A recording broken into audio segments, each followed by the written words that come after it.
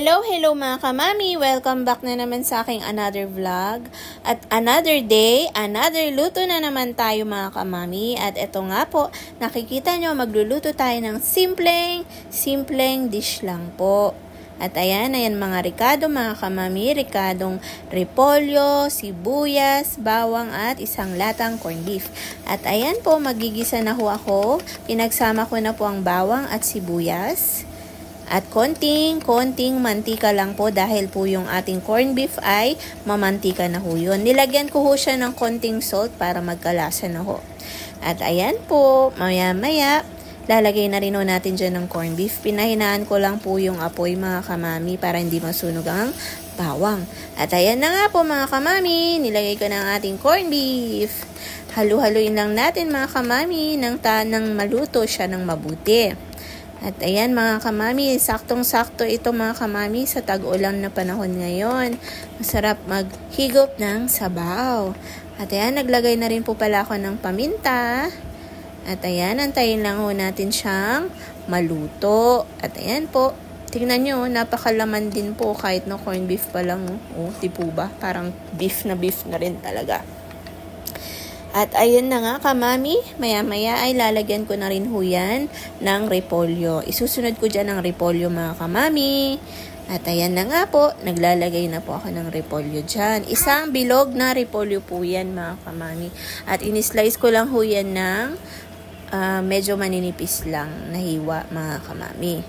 At ayan po, habang nilalagay ko na ho yung paminta, at magsha-shoutout lang po ako. Salamat po sa mga nag-subscribe sa akin mga kamami, sa patuloy na nagla-like at sa mga nanonood ko po dyan. Maraming salamat po. God bless po sa inyo mga kamami.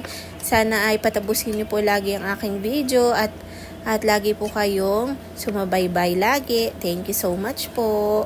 At ayan na nga po mga kamami, halu-haluin po natin yan ng mabuti para po mag-combine po lahat ng ating ricado. At ayan, nalagyan ko na rin po siya ng konting asin. At ayan, hindi po pala siya konti.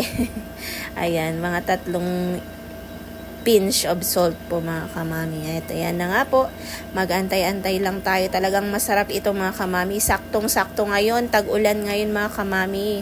At ayan mga kamami, dapat po nung last week ko pa ito pinost, kasabay nung namalengke po ako mga kamami. Kaya lang ngayon lang po ako nag-edit mga kamami ko. Dahil nga po, na-busy po ako. At ayan, naglagay na din po ako ng tubig. Tinakpan na ho rin natin para madali na ho siyang maluto. At ayan mga kamami, kumukulo-kulo na siya mga kamami.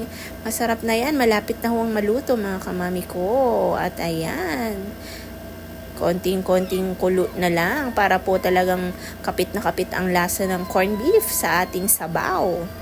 At syempre, ang gulay na rin. At ayan, tinakpan ko ulit mga kamami. At ayan, talagang pwede na. Ready to serve na mga kamami.